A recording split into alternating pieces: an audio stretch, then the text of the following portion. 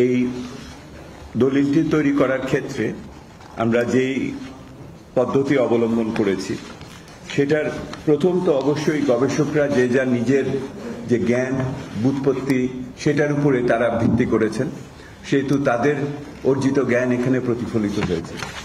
একই সাথে তারা তারপরে যে বিভিন্ন তথ্য উপাত্ত সেই ক্ষেত্রে প্রাসঙ্গিকভাবে পাওয়া যায় সেগুলি তারা ব্যবহার করেছেন সবচেয়ে সাম্প্রতিকতম।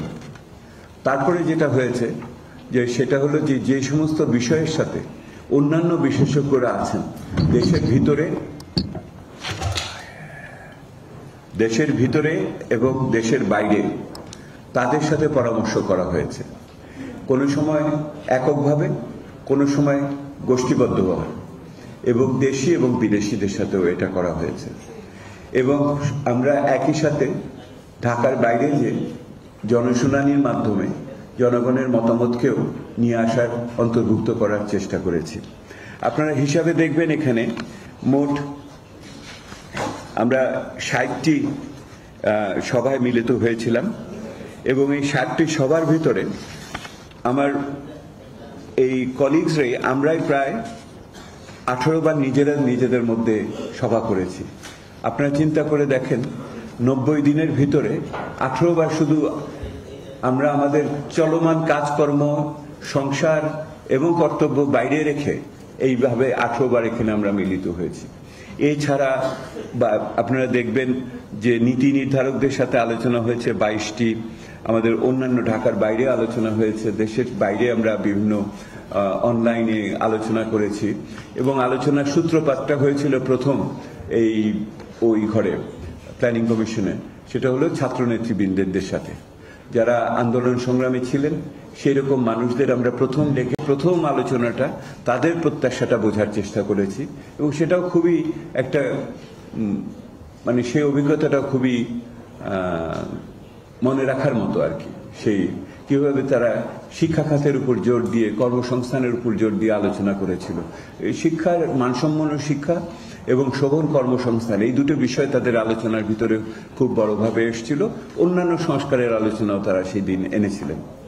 তো এই প্রস্তুত করার ক্ষেত্রে আমরা আরো সবাইকে উদাত্ত আহ্বান দিয়েছিলাম যে আপনারা জানেন আপনাদের মনে আরো কিছু আছে নাকি।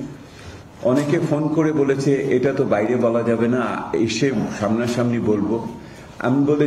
আমরা বলেছি দেখেন, আমি প্রথম থেকে বলছি আমরা ব্যক্তি নিয়ে আলোচনা করছি না, প্রতিষ্ঠান নিয়ে আলোচনা করছি না, আমরা প্রক্রিয়া নিয়ে আলোচনা করছি। এই ঘটনা কিভাবে ঘটলো এইটি হলো আলোচনার বিষয়।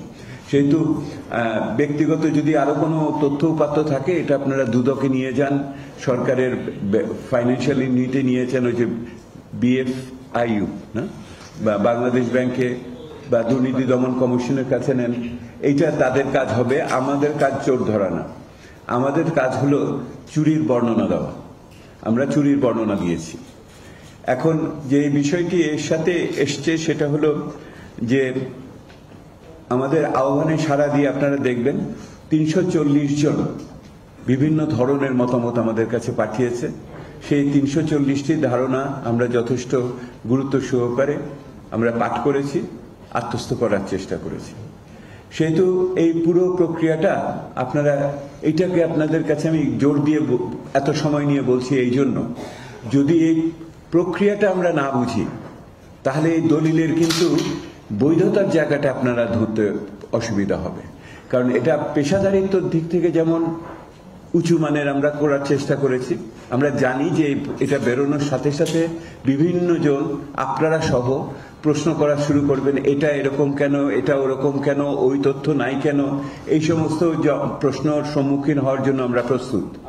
আর একই সাথে আমরা বলতে চেয়েছি যে এইটা কোনো গজদন্ত মিনারে বসে কেউ প্রস্তুত লেখে নেই, এটা জনমানুষের সাথে যুক্ত থেকেই আমরা এই লেখাটা প্রস্তুত করেছি, আর সেইটারই আপনাদের সামনে এনেছি।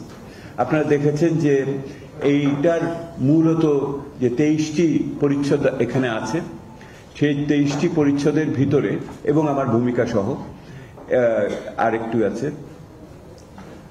সেটা হলো যে 5টি বিষয়ের ভিতরে আমরা এটাকে ভাগ করেছি। প্রথম ভাগ হয়েছে সামষ্টিক অর্থনীতির উপরে, দ্বিতীয় ভাগ আছে বিভিন্ন খাতওয়ারি আলোচনা, তৃতীয় ভাগ আছে কাঠামোগত বিভিন্ন বিষয়াদি এটার ভিতরে আছে, তারপরে আছে মানব সম্পদ এবং সুরক্ষা ইত্যাদি বিষয় ওখানে আছে, আরেকটা আছে প্রাতিষ্ঠানিক বিভিন্ন প্রশ্ন যেগুলি আমাদের সামনে এসেছে সেইটা, এবং সব শেষে কিছু আগামী দিনের তাৎক্ষণিক কিছু কর্তব্য, আমরা 5টা কর্তব্য আমি তুলে ধরেছি আমরা ওখানে, সেটা আমি পরে আলোচনা করব।